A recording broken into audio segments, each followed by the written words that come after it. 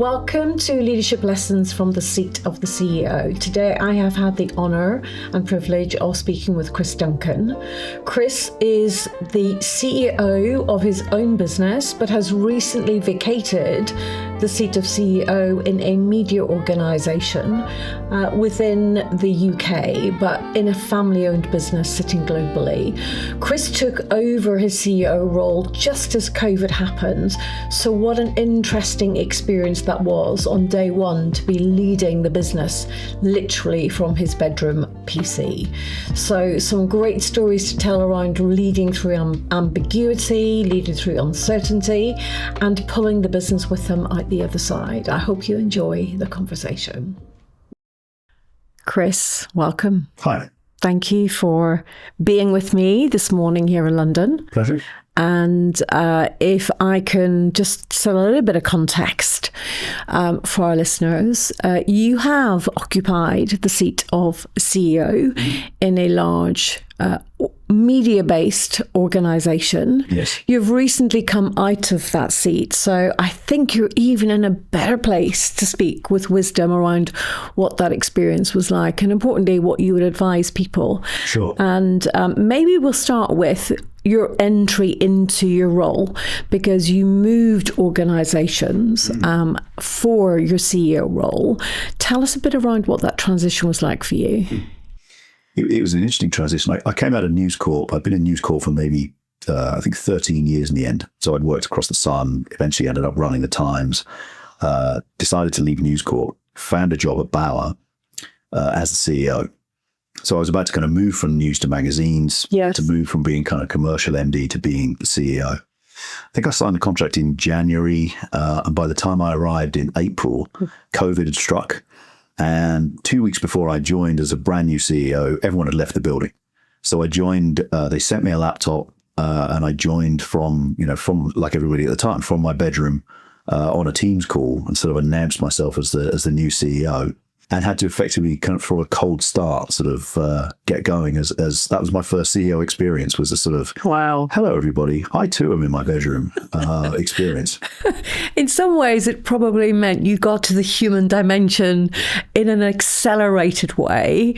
What was been your biggest learning from that period of needing to lead very remotely then? I think, as you say, it's incredibly, you're so reliant at that point on a tight group of people. You were going to spend probably, 75% of your day with the same 8 to 10 people who were the leadership team. You had almost no visibility or contact with the rest of the organization. It was an 800-person organization, but you really concentrated on 8 people to get to the other, sort of, 792. So it is very human, because you're trying to quite quickly develop rapport, to build trust with people, to gain that sort of credibility that you can make decisions. You're having to make a lot of decisions very quickly. And also as a new CEO, one of the sort of, I'm sure if you talk to other people who can talk about their experiences, one of the most important things is choosing the things you need to make important in the first 90 days. Yes. For me, that was like, you keep everyone alive, keep the business alive. Oh, there's only 2, basically. That was it. And so it was relatively clarifying, I think, to show that what was needed as a leader at that point was fairly apparent. Okay, that's really helpful. So tell us about your team and how given you inherited a team and a fairly well-established team. Yes. Tell us how you managed to navigate that, finding your place in relation to them and letting them find a different relationship with you, because you took the seat from quite a strong leader in your wake, so to speak. Yeah, I mean, I took the seat on from someone who'd been in the business, decades, and had run the same leadership team for a long time. And so there was a set of instituted behaviours, and it had been run a particular way. Which is always the case. I think, again, in some ways, COVID was a little bit of an assist, because it broke all of the routines around how you did meetings and what you talked about and, what you asked the teams for. And being new, I think, so you went into, I think, with the approach that you would speak to everybody and say, look, I I am brand new here. I'd like to hear from you what you think needs doing in the business. And this is the chance for you to kind of think about, there's a transition between what's come before and what maybe needs to happen in the future. So I listened a lot. And, it became, as you know, it became clear there were a few kind of things in the business that had become instituted that you might need to go and address. And so that kind of, what came out of that quite quickly was, the kind of big things that you would have to change in the business. Let's move to the internal lens. So bringing the spotlight inward. What did you learn about yourself in this period of your CEO role? Given it's your first CEO role, what did you learn about yourself? I think I've always been pretty resilient. So I think that I sort of knew that. I think I learned, it's interesting. So I sort of joined News Corp as, let's say mid-level and grew into senior roles. And so you are a bit sort of, man and boy, as I say, you've come through the organization. Yes. And so you end up with a lot of contacts. There's a lot of sort of organizational memory and knowledge that you can use to do your job. So what I had to learn at Bauer was, can I kind of build that sort of trust and rapport with people that I haven't worked with for 20 years or 10 years or whatever, that I don't have any kind of, I haven't worked with them on the way up. I've come in this role and, how do I kind of position myself? So I learned a lot about that I'm quite good at sort of working with different types of people and building, a relationship very fast in that. The other thing I learned, which was actually pure fortune, really, was that I remember sitting there. So I sat there on my first day. I was, got to lunchtime and thought, it's so weird. I would normally at this point walk around. I was sort of walk around leader. So I was like, I would walk around and I would talk to people and I would sit with the receptionist and chat about, who'd come in today. And I couldn't do any of that. And I'd be in the canteen and it's my kitchen and my kids are in it. So how do you do this kind of, how do you let people who are not your leadership team see you in the business? Yes. So I thought, well, the lack of any other plan, I'll just do a kind of face to camera, like literally holding my iPhone, what must have been a 2-minute video, which was a kind of, hi, how are you all? Like, I just want to introduce myself because I'm not going to get the chance to see you. And we're all in this position, blah, blah, blah. So it was, I'm sure if you went back and watched the video, it was fairly mindless. But it was mainly just a way of saying, I have to say something, and this is the only way I can communicate it. And I got this huge reaction back from the business, which was just this sort of, oh my God, it's so nice to hear this kind of stuff. We really appreciate that you've sort of said we're all in the same boat. Yes. And, this method, which is really kind of low res, literally holding the phone face to camera, seemed to have a kind of communicative power. So a real connection, I can imagine. Yeah, you could put it on Teams and everyone could watch it and they could comment on it. And so it proved to me to be a very kind of useful communication device. So I think I learned in that I do have the ability to sense maybe what the organization is feeling, and using kind of short form video really to acknowledge it, to shape it in the way that you think is helpful for the overall mission of the business. That was probably the biggest learning for me. Okay. Thank you. And now you're out the other side of the role, and we'll talk a bit more about that in a moment. Sure. What would be, with the benefit of hindsight, and if you could go back and have your time again, clearly you can't change the conditions, but knowing what you know around the conditions and what you inherited, and what was achieved and maybe not yet achieved, benefit of hindsight, what would you do differently? I think if I went back, I would have pushed a bit harder for growth in year 2. Okay. I think there felt like there was a lot of stuff to fix.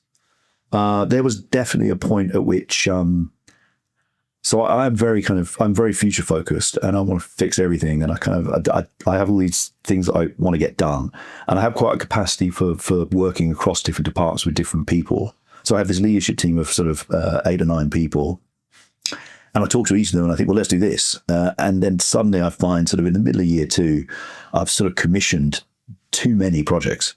And each of those leaders takes it away and tries to execute it, but they all need the same HR people like Jill. They need, they need finance support. They need, the skeleton of the organization can only take so much. Mm-hmm. So I learned, I think, a really valuable lesson that second year, which is the organization cannot go as fast as I can, because the reality of what needs to get done to make those projects succeed takes too much resource. Yes. So we got much better, I think, in the third year in understanding I had to basically just hold some stuff and not do it.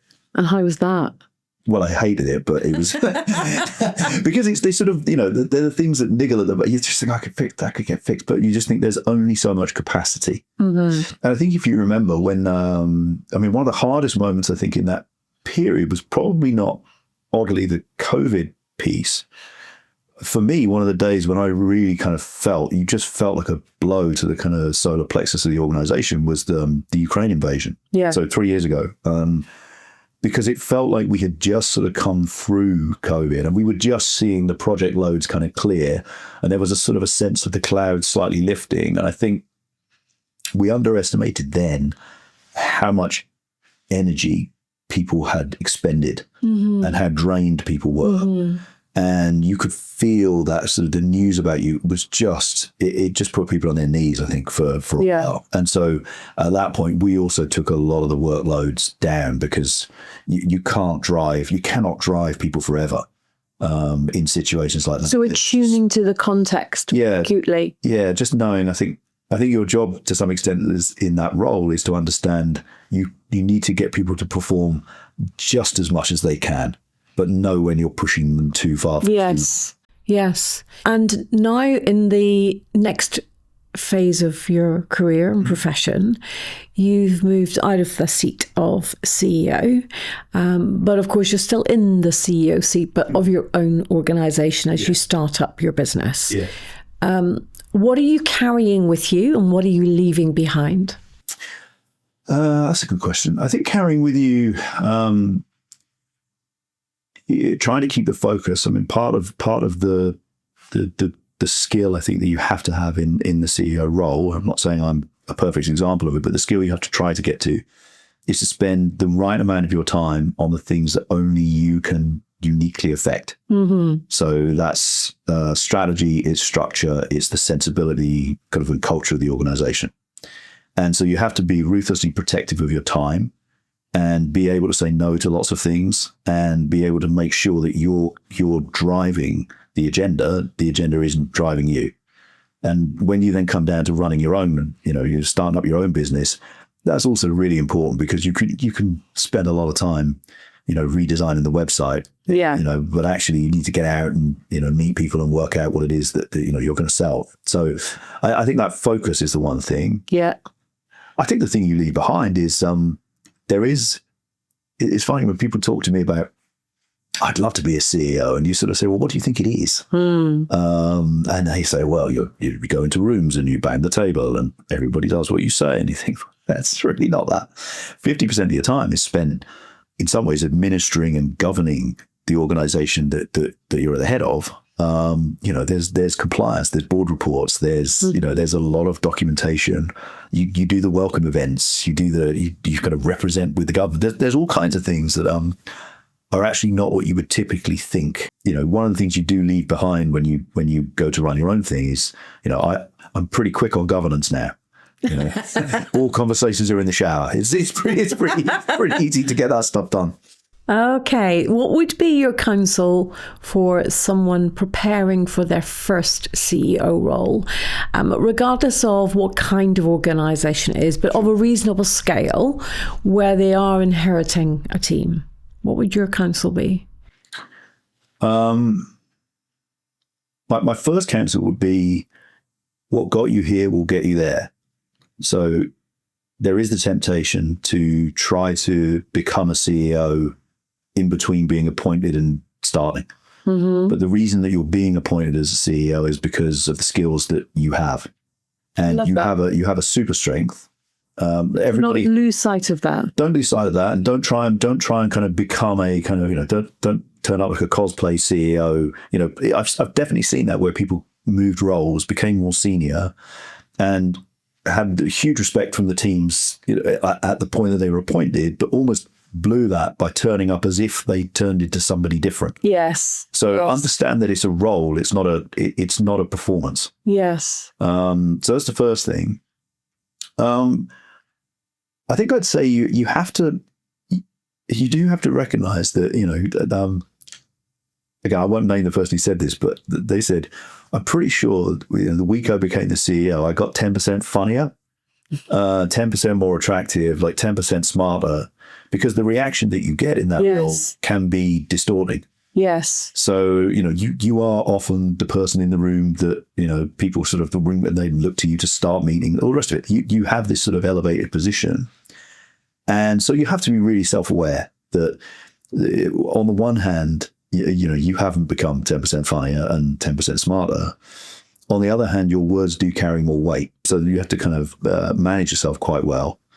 Just because you become a four-name surname, by which I mean you'll hear people say, Chris Duncan said that. You're not Chris, and Chris Duncan said that. So you have to know that if you stand up in a meeting and you say, look, I really want everyone to focus on this, that carries a weight that takes, goes through the organization for a long period of time. So I'd say that don't change yourself. What got you there will get you there. Mm-hmm. But equally, just be mindful that everything is a little bit more heightened. Your actions have a little bit heavier consequences than they did before, and be careful with that. Okay, final question. How has the human being, Chris Duncan, changed or evolved from this experience? I mean, when I left news, I sort of thought it's a good chance to say, well, there's a break line here. I'm going somewhere else. People don't know me there. What are the things that I think I should be better at? And it was a definite decision on my part to say, look, I need to be more focused on the people. Definitely my original background in news, it was, I got where I got by just tasked, just outworking the organization. Yeah. And driving. I was very early in my career, very, or you would say very red energy, right? Very kind of, yes, that's very interesting, but let's get it done. And it got me a certain way. But then you started to realize as you got more senior, the problems get, but you need to be much more attuned and much more kind of able to get a team to follow you.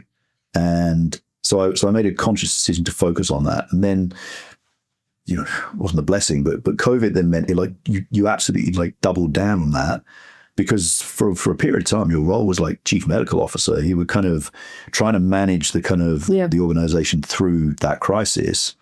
So I'd say at the end of it, I've come out of it probably with a much greater sense of, how I am in terms of relating to teams and people, my impact on people than I was probably when I started. Okay.